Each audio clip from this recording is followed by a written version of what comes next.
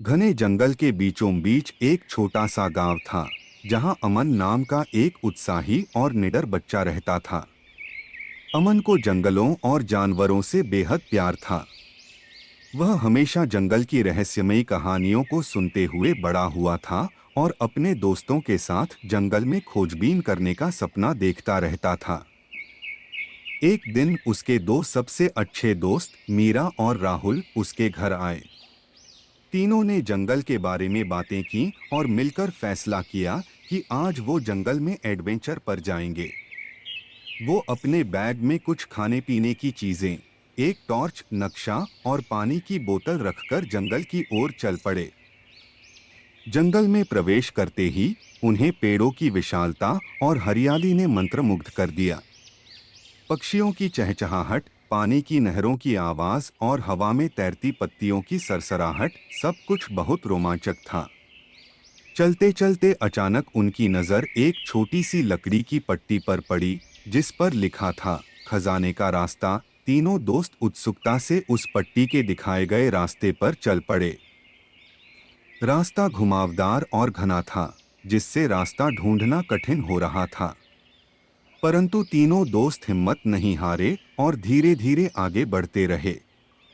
रास्ते में उन्हें कई छोटे बड़े जानवर मिले, खरगोश, हिरण और कुछ बंदर भी। मीरा ने अपने कैमरे से उनकी तस्वीरें लीं। वे बहुत खुश थे क्योंकि यह जंगल पहले से कहीं अधिक रोमांचक लग रहा था। कुछ दूरी पर चलते चलते उन्हें एक बड़ी नदी दिखाई दी। नदी में पानी बहुत तेजी से बह रहा था और उस पर एक पुराना सा लकड़ी का पुल था। राहुल ने कहा, हमें इस पुल को पार करना होगा, पर पुल की हालत बहुत खराब थी और उसे पार करना जोखिम भरा था।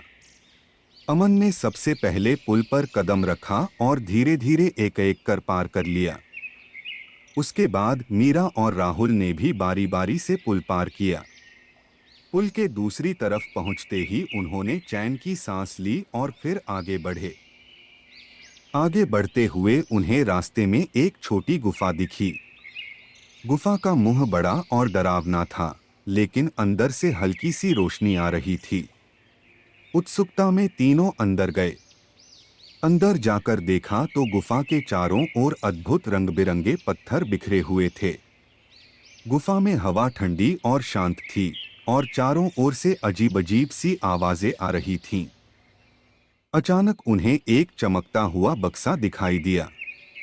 उन्होंने सोचा कि शायद यही वह खजाना है जिसका जिक्र पट्टी पर किया गया था।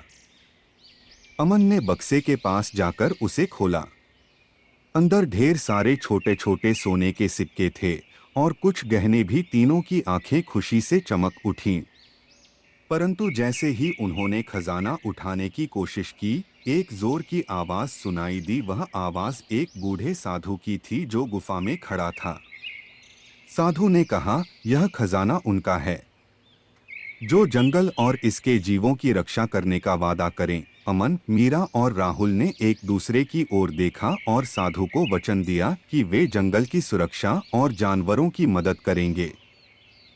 साधु मुस्कुराए और कहा, तुम सच्चे दिल से आए हो, इसलिए यह खजाना तुम्हारे लिए एक वरदान है। इसका उपयोग किसी की मदद करने के लिए करना। इतना कहकर साधु गायब हो गए और गुफा में फिर से शांति छा गई।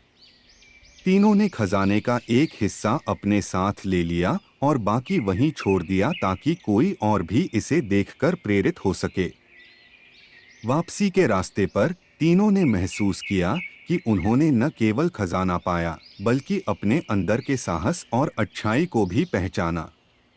गांव लौटने पर उन्होंने यह खजाना जरूरतमंदों में बांटने का निर्णय लिया।